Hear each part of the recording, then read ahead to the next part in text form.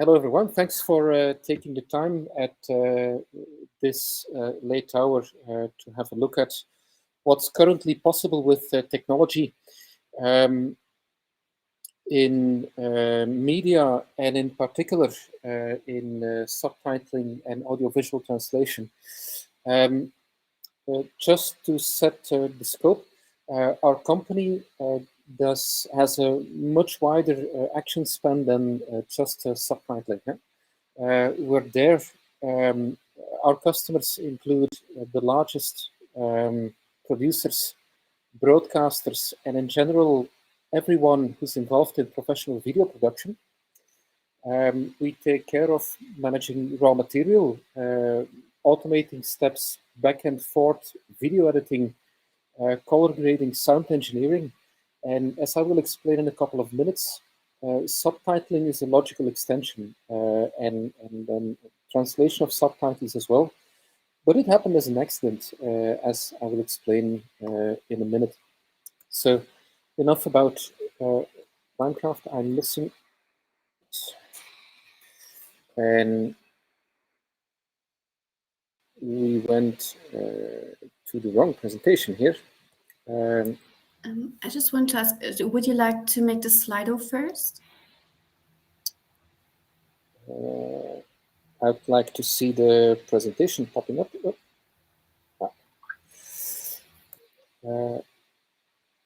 Yeah, there we go. And I need to reshare my screen. Hold on for a second. Apologies for that.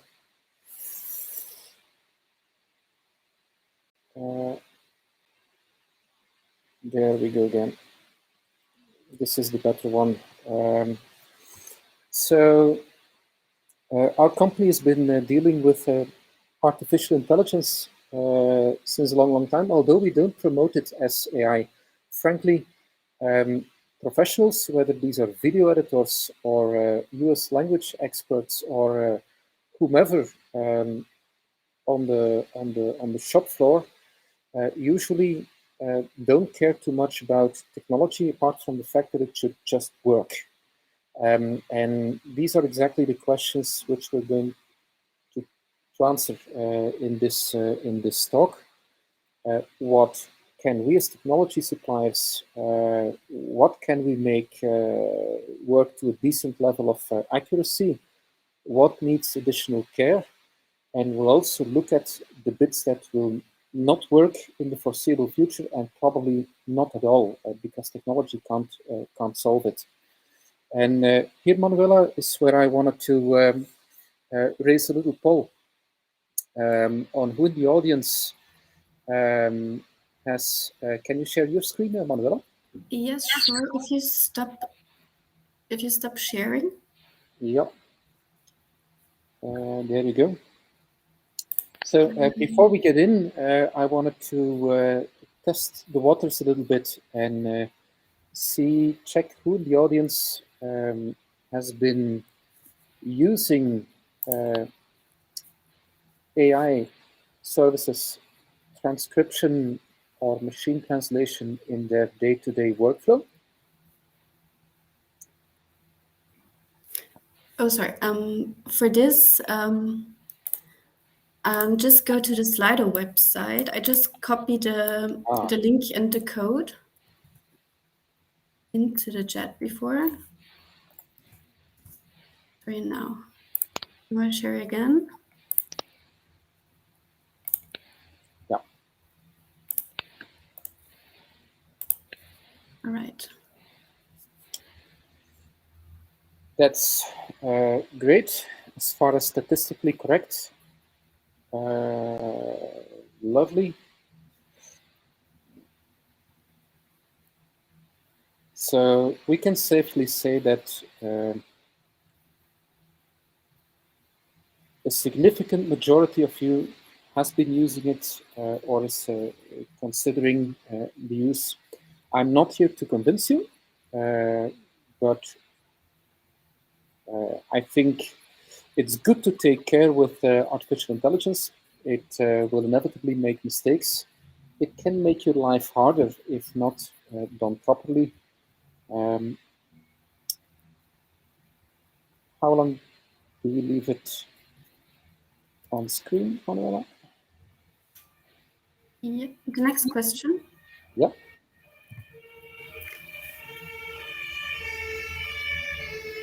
Is it on the same slide, or you need to add another code to it? No, that's the same Slido. That's the second question. So how much time does it save if you use it, or how much time do you expect it to save if you consider to use it?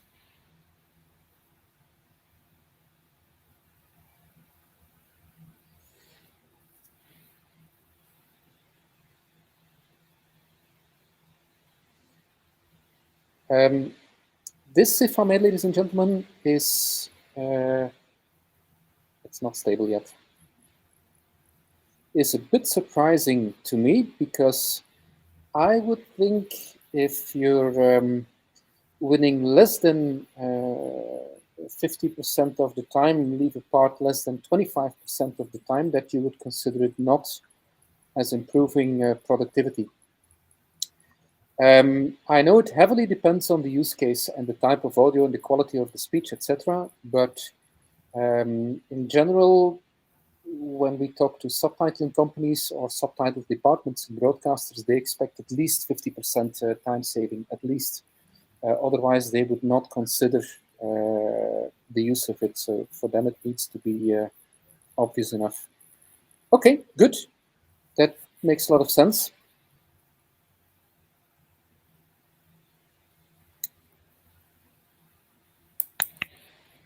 Then let's get back to the slides. There we go, on full screen. That works better.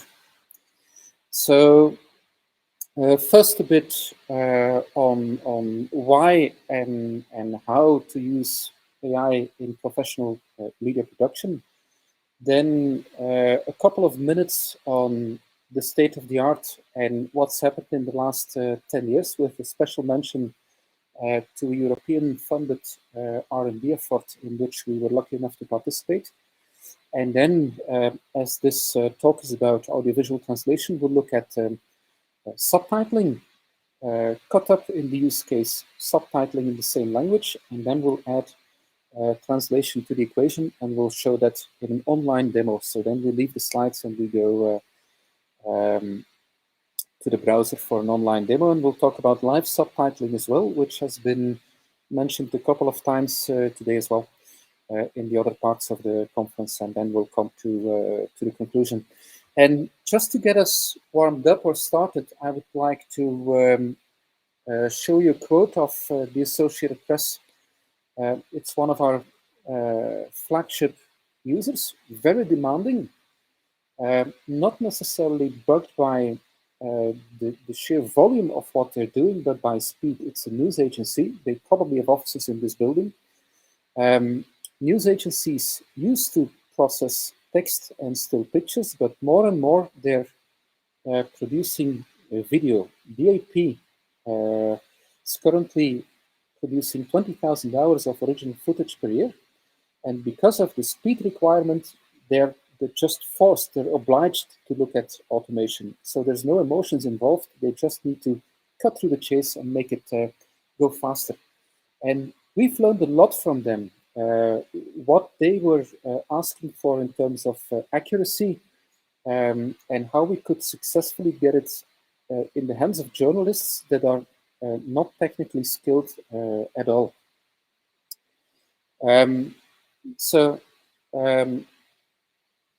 They wanted to increase, and this is a more general statement,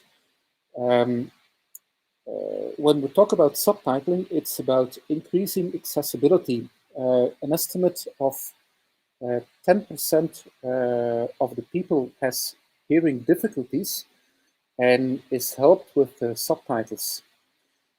More importantly, or arguably more importantly for you as a producer of whatever type of content, when you ship subtitles along with the video files on YouTube, you will seriously increase your search engine opportunities to be found. For companies like Google, professionally cut subtitles are a signal of better quality. So it makes sense to put these subtitle files as a sidecar file into YouTube or Vimeo for the matter. And obviously, the third major reason to consider subtitles is to cut the turnaround time. Spoiler, using a combination of human and artificial intelligence. It's called the expert in the loop workflow. We'll come back to that in a minute. But inevitable questions are, how does it affect a professional's workflow? How to deal with inaccuracies, because even the smartest AI microservice will make mistakes. Proper names, specialized vocabulary. We're dealing with natural language, and that's really hard for a machine to process. And then whether we're in subtitling or automating editing processes, the most important question is always, will you as a professional lose your job? The answer is no. So what companies like Limecraft bring to the table is that we hide all these technology bits. And this is a marketing slide, so I'm going to rapidly skip it. When we're in television production, we cover the end-to-end process from organizing rushes, keeping track of data and metadata throughout the video editing processes. Because when we're doing subtitles for television, subtitles have to be synchronized with the rhythm of the edit. It's not just processing audio, transcription, and letterboxing the transcript. It's as complex as keeping track of the shot changes in the video edit. And those shot changes are like a starting point for the template for the subtitles. Here is a more here is a bit of more content. So full disclosure, what companies like Limecraft are doing, and whatever the competition from Trint and HappyScribe, etc., may claim, many of them are using the same APIs or core technologies underneath. In our case, full transparency, we love Speechmatics. It's the best out there. It's currently probably the best out there in terms of accuracy. Far better than Google Speech and Microsoft Video Indexer. We're technology independent. If the Swedish public service broadcaster found out that for Swedish, Microsoft Azure is better than Speechmatics, then we help them switching between those. We make those models interchangeable. We're also a huge fan of DeepL, great company. In terms of machine translation, you all know them. I think best in class, safe, specialized models. And we'll also look at the ability to automatically cut transcripts into subtitles. And that's a piece of software we have written ourselves, developed ourselves, originally commissioned by the BBC and perfected together with ITV in the UK. We'll have a look at the results in a couple of minutes. When looking at the bigger picture, using AI in media production, there's more use cases apart from subtitling. It also serves a huge purpose of making archive searchable, transcribing interview material for journalists and documentary makers, automatically cut shots into scenes, and then there is the subtitling bit on which we will focus today. What all these technologies are supposed to do is much more than automating the process and making professionals redundant. It's to improve collaboration. It's to allow reuse of content. It's to cut production cycle times and eventually to deliver a higher quality product. But there is a lot more than just an ASR engine or a machine translation engine. You need to cope with error handling, noise reduction, custom dictionaries. You need to combine several sources of data. What I mean with that, ladies and gentlemen, I can illustrate it with an example. 2 months ago, we onboarded one of the larger documentary producers in London. They were doing a documentary series on the murder of Olaf Palmer quite a while ago. They went to the Swedish archive, got their hands on 200 hours of original footage.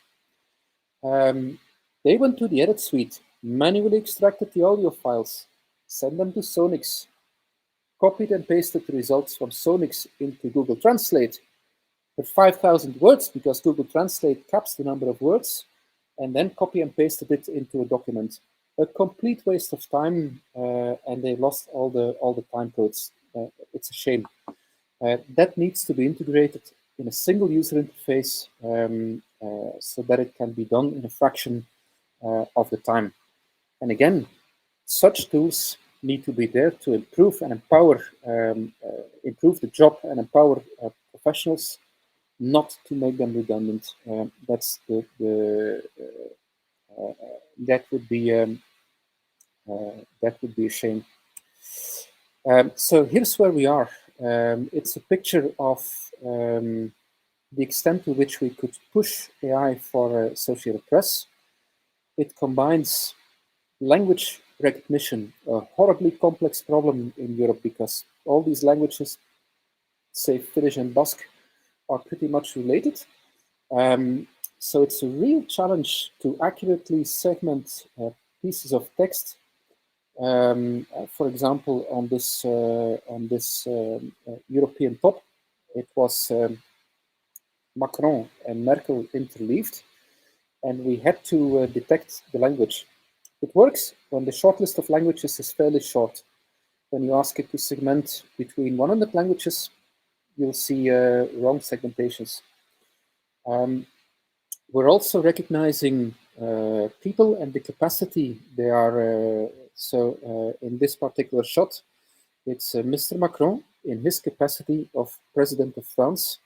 And all of that needs to be combined to make it usable for a journalist. When it comes to subtitling, as most of you, I assume, in the audience know, subtitles, the best subtitles look simple and easy to read, but it's an incredible challenge to cut a post-edited transcript into broadcast-grade subtitles. And it's not just about throwing 40 characters on a line. It's not about making sure the line breaks are following the comma or the period.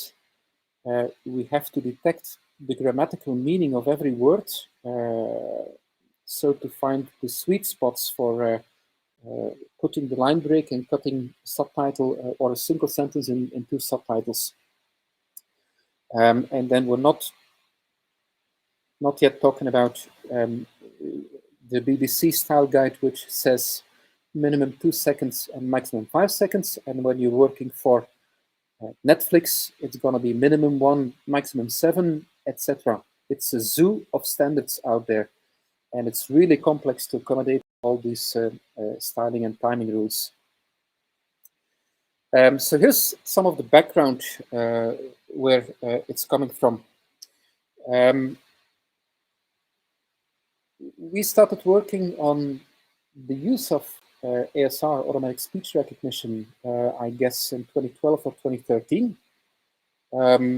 Our engineers were dealing with, or the output was between 10 and 20% word error rate, which for an engineer might look useful and interesting, and it might be good enough for archiving purposes or search and retrieval purposes. It's a complete waste, totally useless for professional subtitling. In fact, the critical point is somewhere between, I would say, 2 and 4% word error rate. Then it starts becoming usable.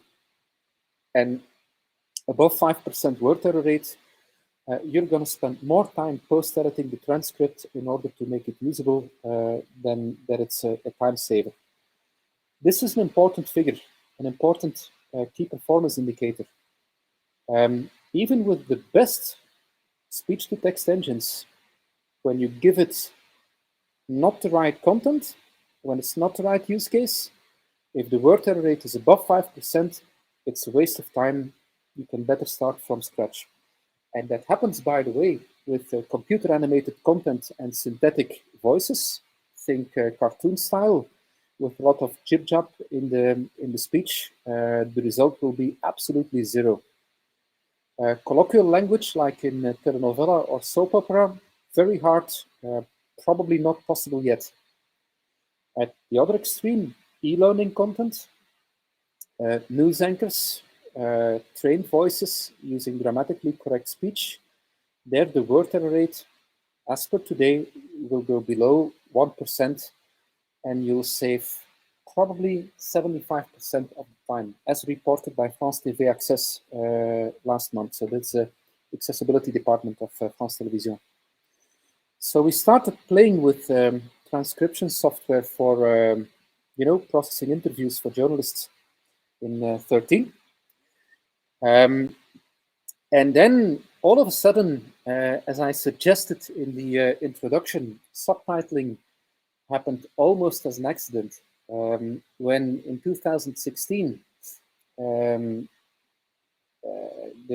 BBC was asked by the UK government to put subtitles in the same language for the hard of hearing.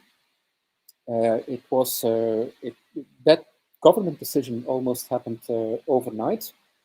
And unlike Scandinavian countries and the Dutch-speaking part of Belgium and the Netherlands, where we have been subtitling for the last 30 or 40 years, countries like France, Germany, and the UK, they didn't have that expertise and perception of quality. And all of a sudden, they were forced to produce hundreds of hours of subtitles per month without having the personnel, without having the infrastructure. They were stuck.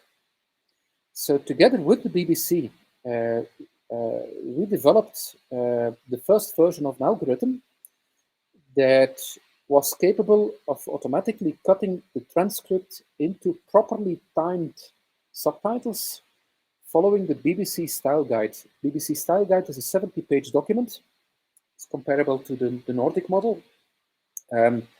BBC is using 4 colors for the hard of hearing. In Spain, they're using 5 colors. You hear me coming. Every country has their own rules of the game. And those rules have to be configurable. And it was like a next step. And then between 18 and 20, entered the MIMA project. We'll come back to that in the next slide. European-funded R&D trajectory, which allowed us to make a massive improvement in accuracy. We engaged with Speechmatics. We won the award of Product of the Year in a US trade show in the category Artificial Intelligence. And by now, I would say the majority of public service broadcasters and commercial broadcasters all over Europe are looking to automate same language subtitling and are insourcing the process. With an expert in the loop, they will never, ever, they will use artificial intelligence, clean cut, and put it on antenna. It will always be reviewed by language professionals just to maintain the desired quality standard.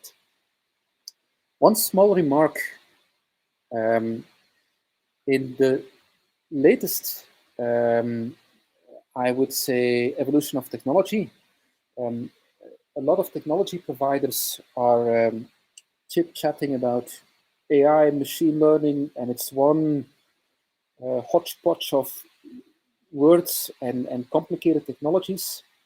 To the best of my knowledge, machine learning as such, in language processing, I haven't seen it working.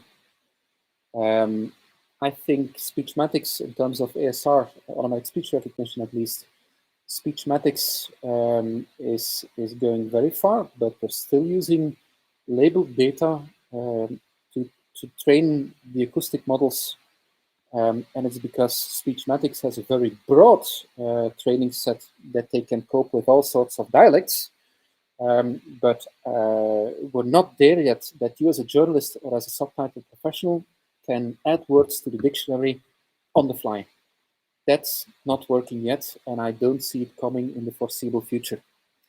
So here's the MIMAT project, together with ULE in Finland, INA in France, Links of Language Services, etc., a couple of universities.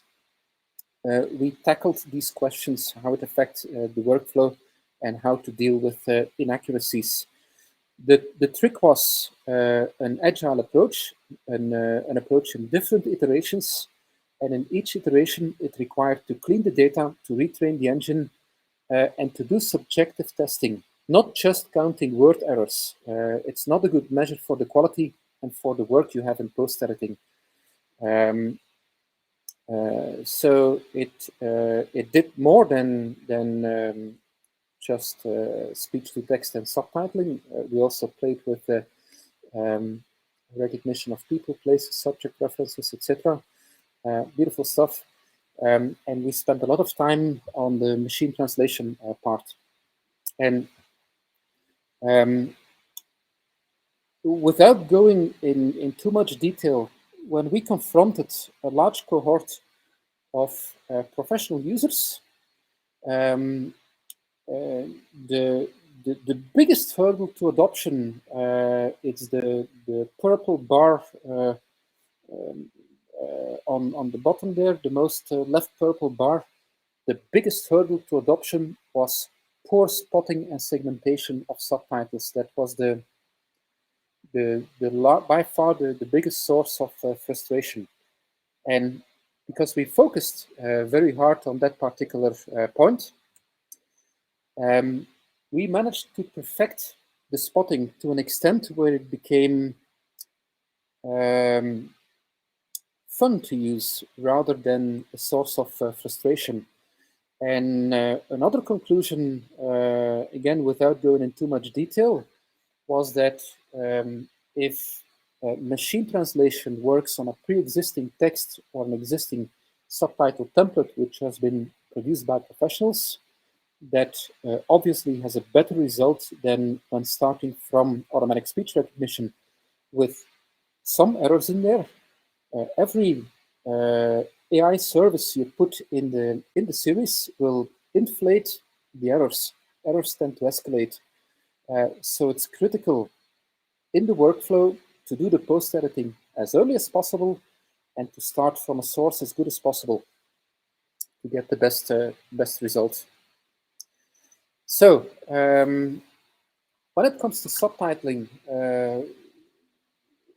what our engineers are doing in the back office is constantly doing ABCDE testing of speech-to-text engines. And we do it in French, in Swedish, in all the areas where we are active. We're constantly evaluating word error rates, errors in punctuation marks, the use of capitals, because plain text, speech-to-text, again, might be good enough for indexing purposes and archive purposes.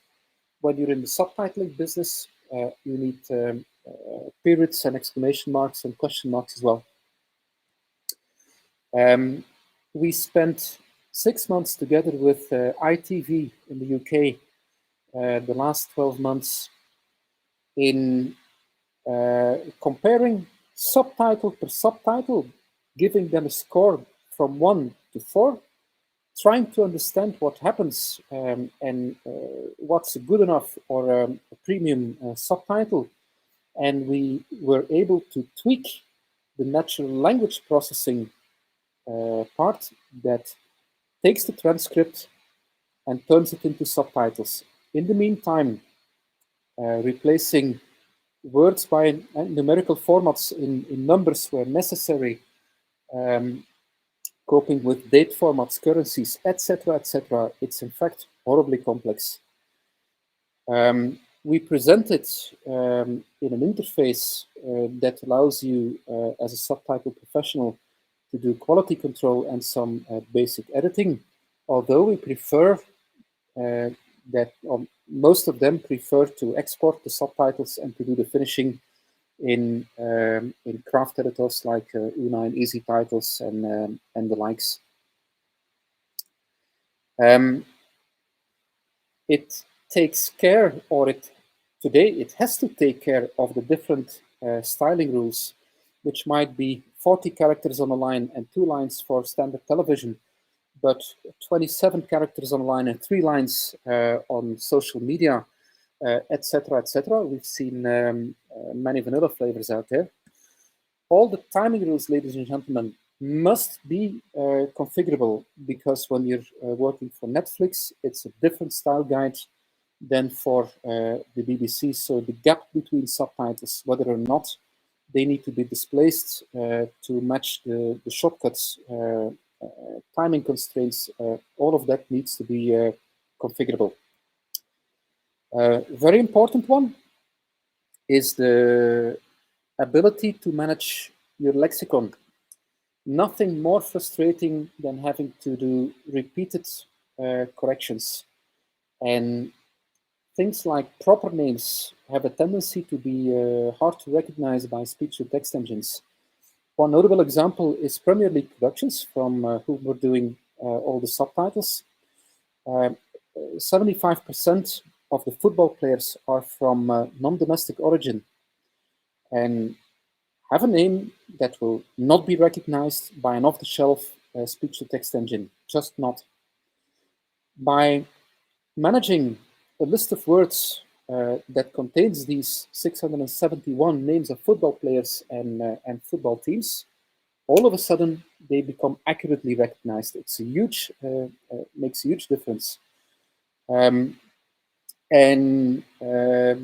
So whenever you're working in a particular semantic context, be it, I don't know, economical news, sports, whatever, it makes sense to have a look if you can manage these words. It's going to save you a lot of time in the post editing. And here I'm going to show you the video, but if you allow me, I have to get out of the presentation and reshare my screen in a browser tab so that I can share the audio. This is not the good one. This is the one I wanted to share. So we're going to look at a piece of video. It's produced by ITV. In the middle of the screen, you'll see the result of AI, I would say 24 months ago. So it's a combination of automatic speech recognition and not so good interpunction and not so good natural language processing to put it in subtitles. And on the bottom, you will see the result of the MIMOT project and the improvements we did together with ITV. And I'll let you judge the result. I'm Robson Green, and I'm taking on a brand new challenge. This really is the only way to travel around Northumberland. 8 epic journeys. Wow! Through my home county of Northumberland. Don't look down, Robson. Don't look down. From Hadrian's Wall. This has not been mocked up or modified. So the first, I don't know, 8 or 9 subtitles were flawless. Absolutely correct, even with the soundtrack. This is the first subtitle where it makes Wall to the Cheviot Hills. Quiet Hills should be Cheviot Hills or something. I'm not an expert. So I'm showing you this, that in this particular case, grammatically correct. Audio, there is a soundtrack, but that's filtered out. It's a trained voice, obviously. The word error rate is going to be very, very strong, close to 1%. And then the automatic formatting and subtitles will equally be very, very accurate.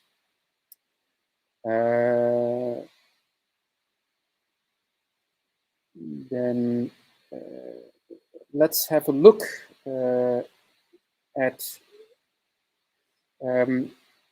how this is going in practice. So I'm going to some test files which I can't screw up,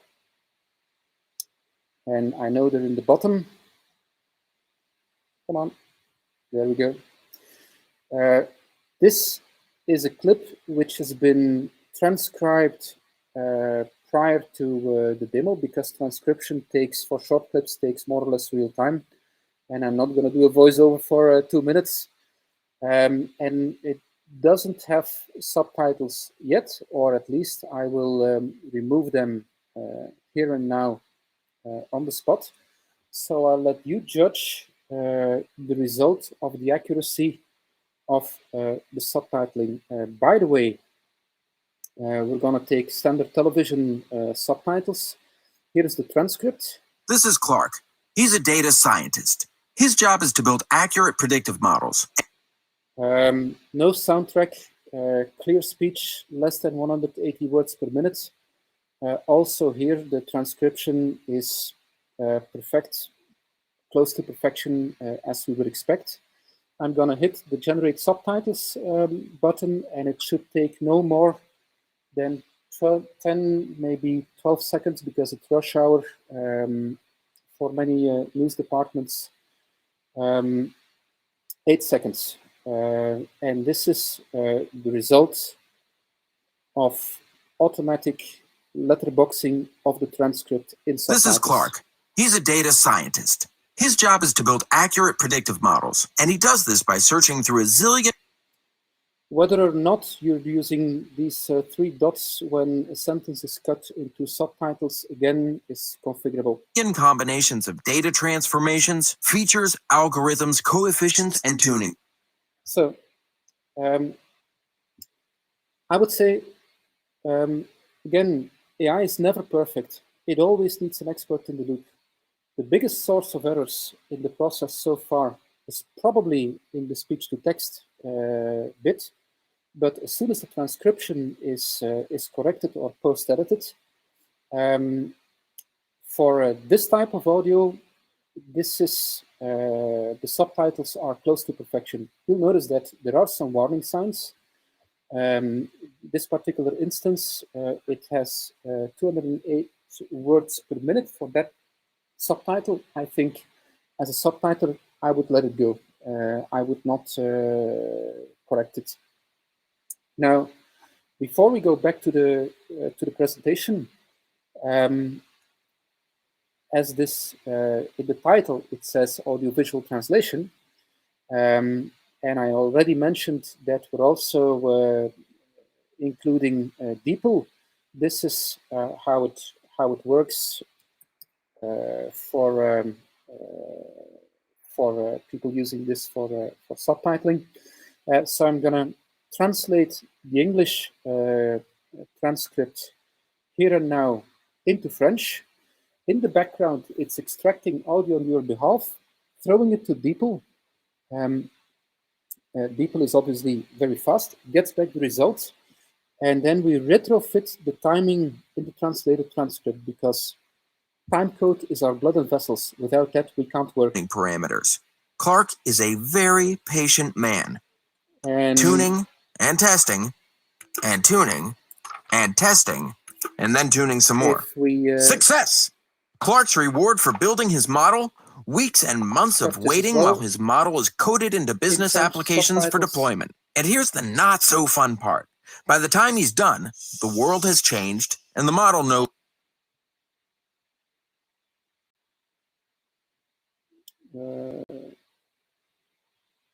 This is taken 15 seconds. So No longer applies. Meet Data Robot. He's a really smart computer. His job... also DeepL has its flaws. I'm not sure if I would be translating in French that I would use the word ordinateur. I would say, whereas speech recognition nowadays can be tuned down to a word error rate of 1%, whereas the automatic spotting of subtitles is close to perfection, the weak point in the process is the machine translation part, which is just not good enough yet for structural use. It might be good enough for corporate content, keynotes, etc., but for television, this is absolutely substandard, and it would need a review of 1 in every 3 or 4 subtitles will need a correction. But at least you've got the timing. Now, before we go back to the slides, I take the opportunity to show you one last part in the browser. And this is about live subtitling, ladies and gentlemen. There is a lot of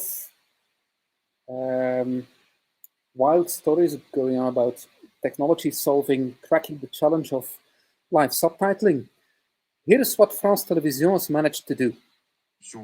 Qui commenceront donc demain en Turquie entre les Russes et les Ukrainiens. Merci beaucoup d'avoir été avec nous en direct sur France Info en France. Maintenant, c'est le début de la campagne électorale officielle. So what France Télévisions was trying to do is create a quasi-live user experience with subtitles that look like decent subtitles, not a progressing subtitle and not a delay of 8 or 9 seconds, as would be the case for Respeak.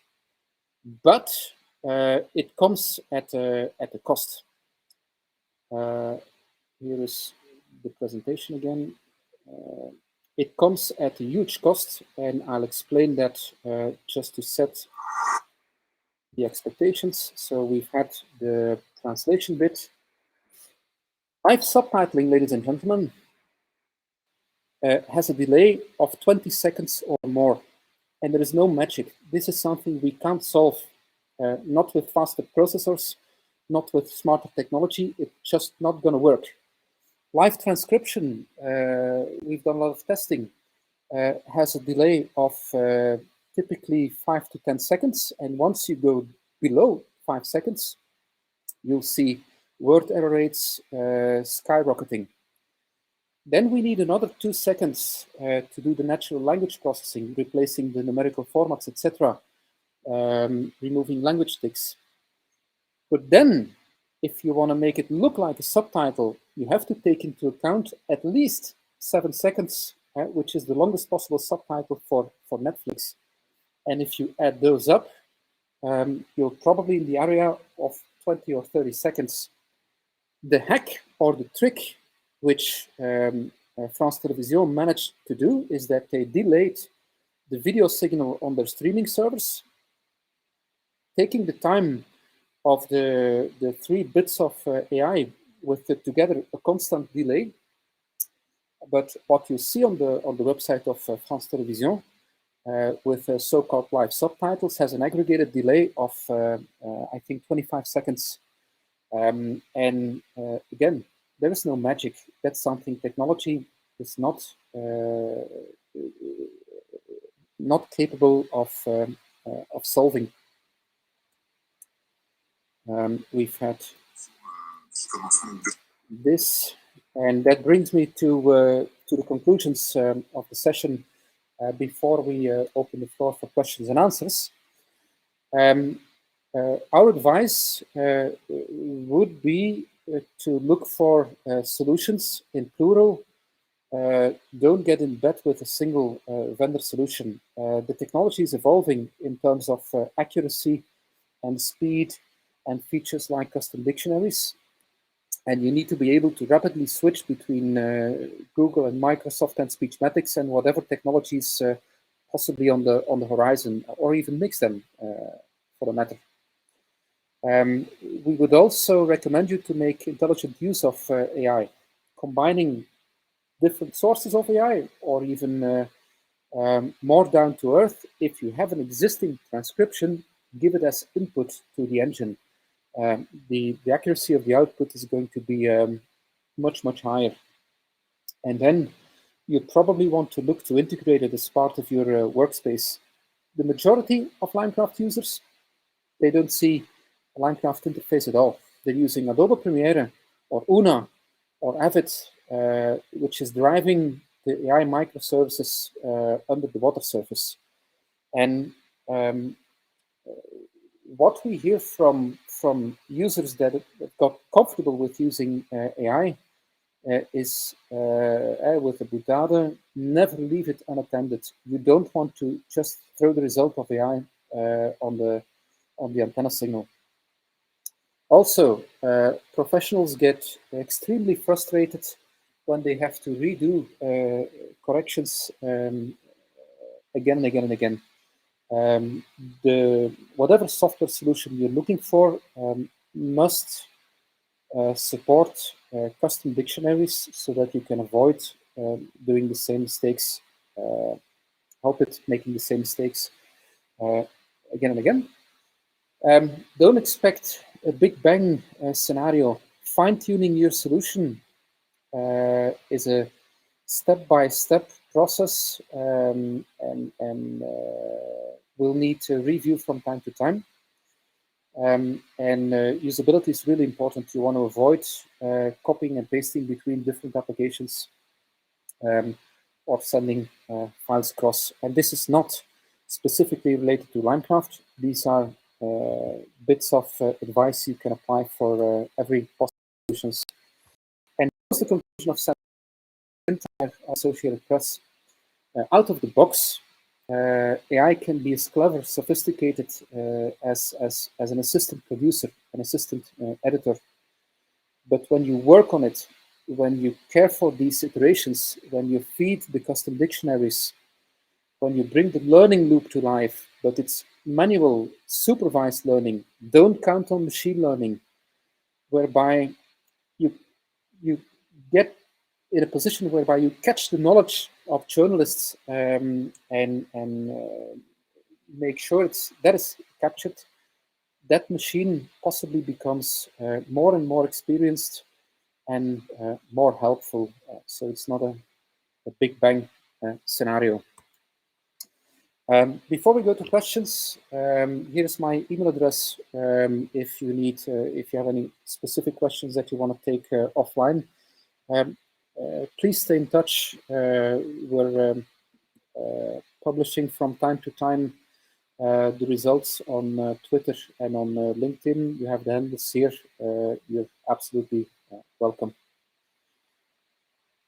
Thank you very much for now. I'm going to stop sharing my screen if my browser allows. Yes, there we go.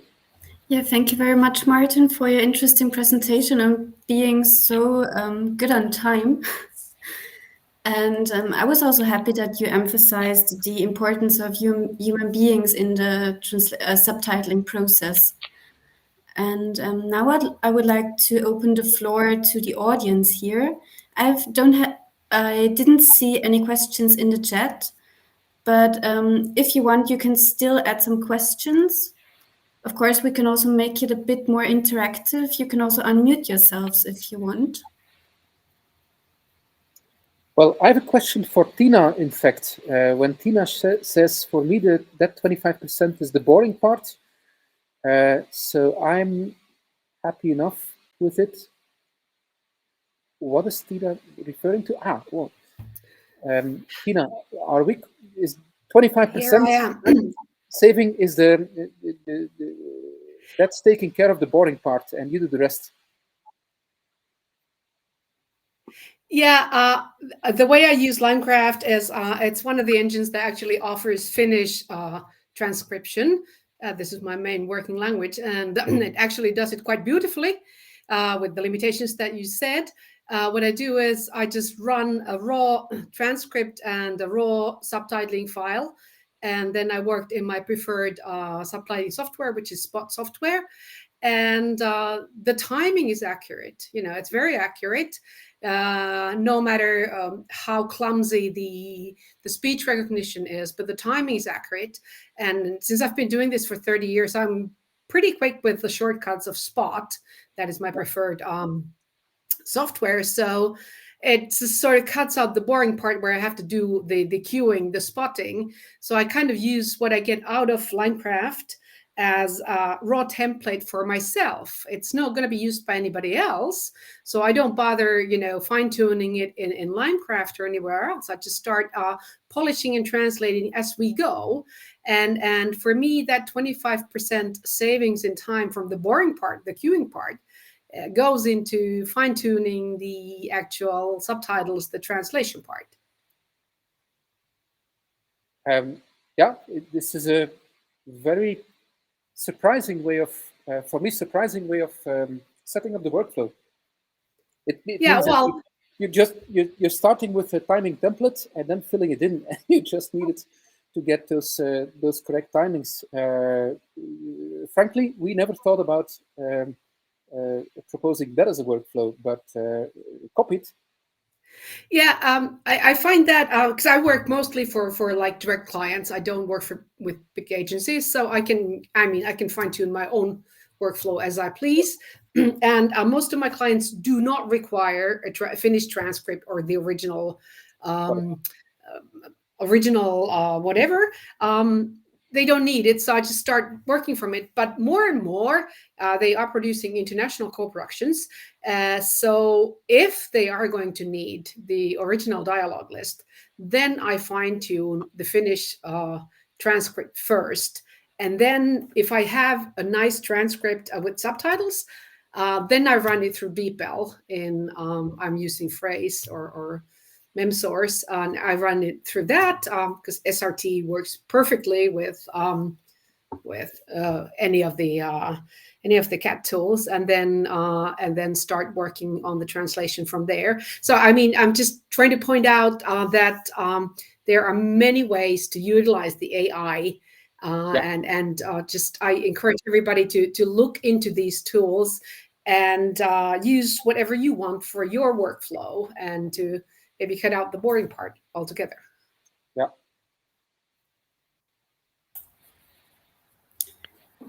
Thank you very much. I have a question from Lindsay. I just read it out. My internet is playing up, so I might have misunderstood, but I thought I heard you say that the BBC started subtitling in 2016. I'm sure that can't be what you meant, though, as they have been subtitling since the 1970s and are at 100% since 2008. Can you maybe clarify? Sure. In 2016, there was an additional requirement imposed to also provide subtitles for all the non-broadcast content. So basically, everything on iPlayer and short form, which was published on whatever website of the BBC, was also supposed to be to carry closed open captions, subtitles in British.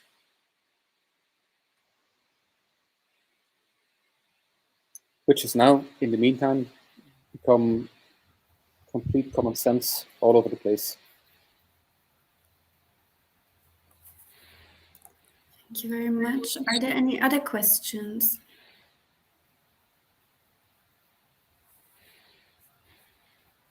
We still have 5 minutes left.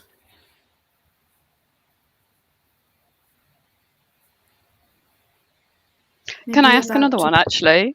Yes, sure. Sorry, just to hog the questions. And again, I might have missed. Hi, Maarten. I might have missed this. But I'm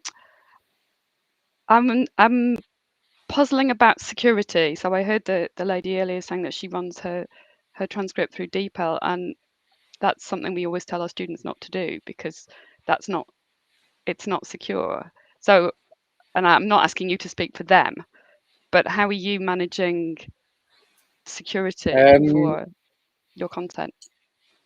Well, let me put it this way: as good as possible. We know there are certain requirements. Certain of high-end customers will require 100% on-premise work, so files can't leave the building, and you're not allowed to take the audio file, send it across to Speechmatics, just not we can't help them. They're on their own, unfortunately.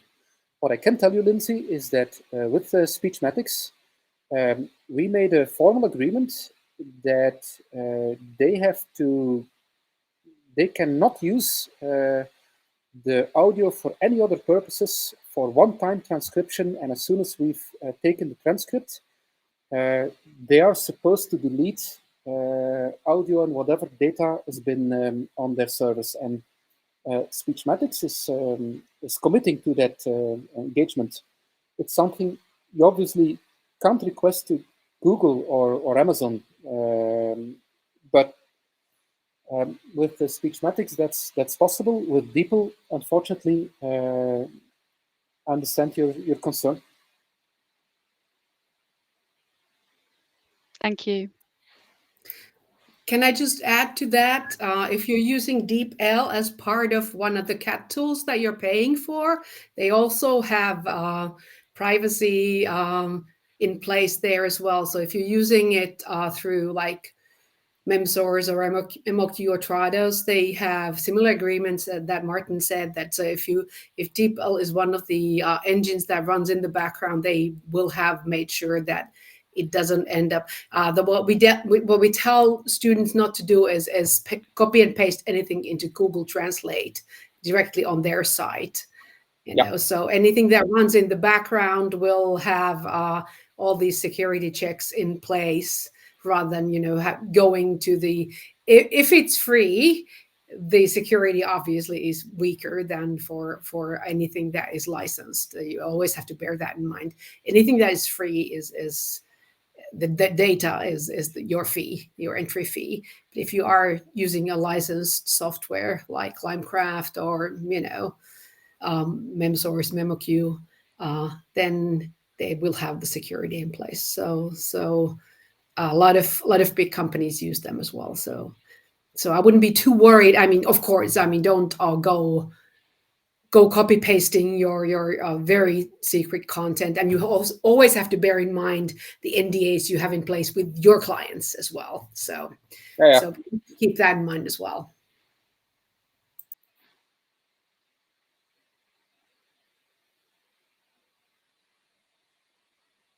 Lovely. Sorry, I was just kicked out for a second. I'm back now. I'm sorry. But I see we are 77 people on board during the entire session. So yeah, I'm very happy that so many people came today, and also a big thank you to you, Maarten, for your presentation. So we are at the end of our session today. And also a big thank you to all the audience for being here and also for the questions. And tomorrow we will be back for the last day.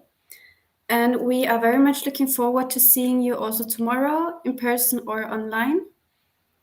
And yeah, we wish you a lovely evening and see you tomorrow then. Bye. Thanks for your time. Thank you. Bye-bye.